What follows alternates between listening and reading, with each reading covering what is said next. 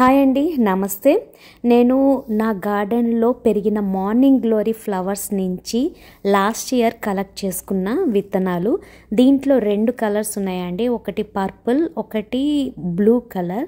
So ఇవి నేను divide చేయలేదు, అన్నీ ఒకటే దాంట్లో స్టోర్ చేసుకున్నాను అనమాట. మేము ఉండే ప్లేస్లో ఒక 3 months మాత్రమే సమ్మర్.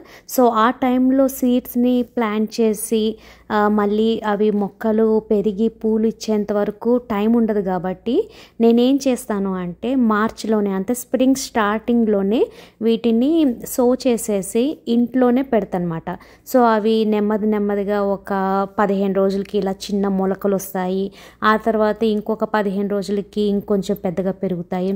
అట్లా జూన్ వచ్చేసరికి, అంటే ఒక 3 months వచ్చేసరికి ఈ మొక్కలు అనేవి బయట గార్డెన్లో ప్లేస్ చేయడానికి, రీప్లాంట్ చేయడానికి ఒక స్టేజ్లో ఉంటాయి. సో ఇప్పుడు చూస్తున్నారు కదా, ఇది ఆల్మోస్ట్ ఒక 1.5 months ఇంట్లో విండో పైన పెట్టి పెంచుకున్నవి. సో వీటిని ఇప్పుడు జూన్ వచ్చేసరికి, అంటే సమ్మర్ వచ్చిన టైంకి వీటిని బయట ప్లాంట్ చేశాను. సో కొన్ని ఇవి క్రీపర్స్ కాబట్టి కొన్ని భూమిలో పెట్టి ఫెన్స్ సపోర్ట్ ఇచ్చాను.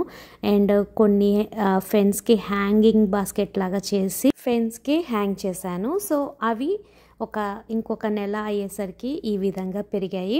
సో ఇలా ఏంటి అంటే విత్తనాల నుంచి మార్చ్లో ప్రాసెసింగ్ స్టార్ట్ చేస్తే జూలై వచ్చేసరికి వాటికి చక్కగా ఇలా ఫ్లవర్స్ పూసాయి. ఇది డార్క్ పర్పుల్ కలర్. ఇలా నేను 3 places పెట్టాను కదా, ఇంకొక 15 daysకి వచ్చేసరికి ఇలా ఫెన్స్ అంతా కలర్ఫుల్గా కనబడుతుంది. ఈ విధంగా నేను మార్చ్ నుంచి ఇప్పటి వరకు క్లిప్స్ని, ఇవి పెరుగుతున్న స్టేజెస్ని క్యాప్చర్ చేసి ఇలా కంపోజ్ చేసి మీకు యూస్ఫుల్ అవుతుంది అని ఈ వీడియోని పోస్ట్ చేస్తున్నాను. ఆల్మోస్ట్ ఒక 5 నెలల ఎఫర్ట్ ఇది. సో ఈ సమ్మర్ అంతా ఈ పూలతో నేను ఎంజాయ్ చేస్తాను అనమాట. చాలా బ్యూటిఫుల్గా ఉంటుంది గార్డెన్ మొత్తం.